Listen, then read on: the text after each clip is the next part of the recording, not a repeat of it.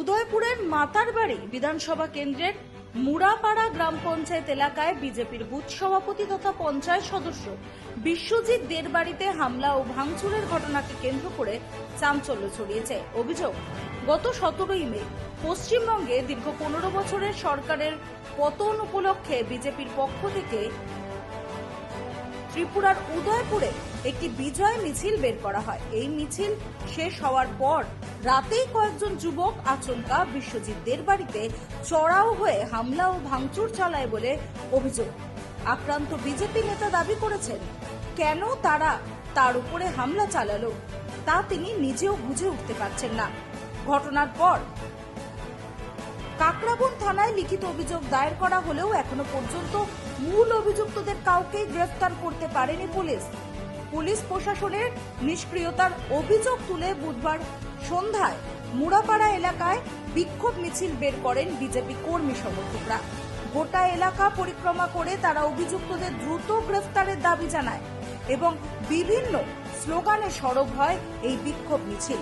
স্থানীয় সূত্রের দাবি, গোটা ঘটনাটি মাতারবাড়ি কেন্দ্রের বিধায়ক অভিষেক দেবরায়কে জানানো হলেও এখনো পর্যন্ত আক্রান্ত পরিবার বিচার পায়নি। এই ঘটনাকে ঘিরে এলাকায় রাজনৈতিক উত্তেজনা বৃদ্ধি পেয়েছে এবং নিচু তলার কর্মীদের মধ্যে ক্ষোভ ও হতাশা তৈরি হয়েছে।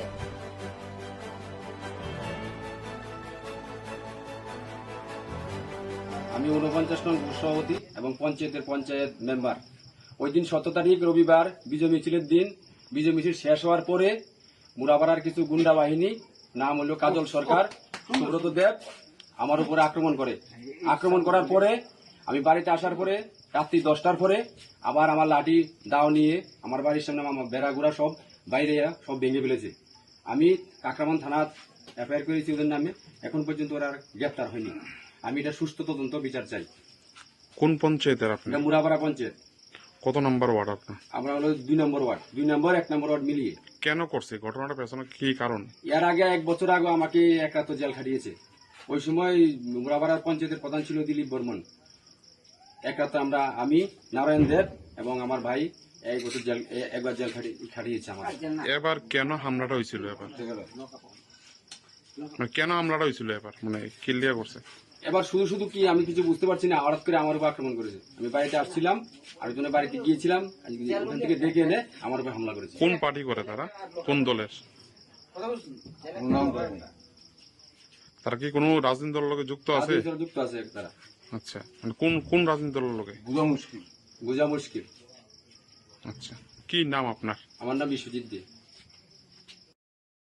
রাস্তা দিয়ে যাওয়ার সময় অনেক লোক আমাকে ফোন করে বলে যে রাস্তার মধ্যে তারা দা, লাঠি, রড নিয়ে বসে আছে। তারা কি একই পঞ্চায়েত এলাকার? একই পঞ্চায়েত এলাকা। আচ্ছা, প্রত্যেকটা লোক তারা 49 নম্বর বুথের কার্যকর্তা আগে ছিল, এখন বর্তমানে কোন পজিশন আছে ঠিক আমার জানা নাই। যাদের বিরুদ্ধে অভিযোগ তাদেরকে তো এখনো গ্রেপ্তার করা হয়নি। তো এই বিষয়ে কাকরাবন থানার কি ভূমিকা দেখছেন আপনারা? কাকরাবন থানার ওসির কোনো ভূমিকা নেই। আমরা প্রথমত ওই দিন রাত্রেবেলা আমি বিধায়কের সাথে আমি নিজে কথা বলেছি। বিধায়ক বলেছে যে আমি দেখছি ঘটনাটা। মাতারবাড়ি কেন্দ্রের বিধায়কের সাথে? আচ্ছা, অভিষেকদার সাথে আমরা কথা বলেছি। কথা বলার সাথে উনি বলেছে আমি দেখছি বিষয়টা কি করা যায়। আমি এখন একটু আগে পুলিশ পাঠিয়েছে, তো পুলিশ এসে ওর কাছ থেকে বয়ান নিয়েছে, সব বয়ান নিয়ে গেছে। তারপরও পরের দিন ও গিয়ে আবার বিশ্বজিৎ দিয়ে গিয়ে আবার একটা এফআইআর করেছে, লিখিত এফআইআর। 17 তারিখ বিজয় মিছিল আমাদের গ্রামে 32 মাতারি মন্ডলে। তো পশ্চিমবঙ্গে যে ঐতিহাসিক জয় উপলক্ষে আমরা বিজয় মিছিল করা হয়েছে। বিজয় মিছিল সব শেষ, সবাই আনন্দ উপভোগ করছে। এরই মাঝে আমার 49 নম্বরের বুথ প্রেসিডেন্ট শ্রী বিশ্বজিৎদের উপর অতর্কিত আক্রমণ গ্রামের কিছু গুন্ডা বাহিনী বিগত দিনেও বিশ্বজিৎদের উপর আক্রমণ করেছে। যে গুন্ডা বাহিনী আক্রমণ করেছে এবং এক রাতে সে লকআপেও ছিল।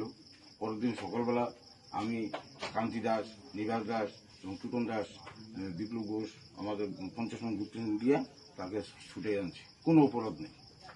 সে কোনো নারী জাতিতে আসক্ত এমনও কিছু নেই, না কোনো দুর্নীতিবাজে আক্রান্ত এমনও কিছু নেই।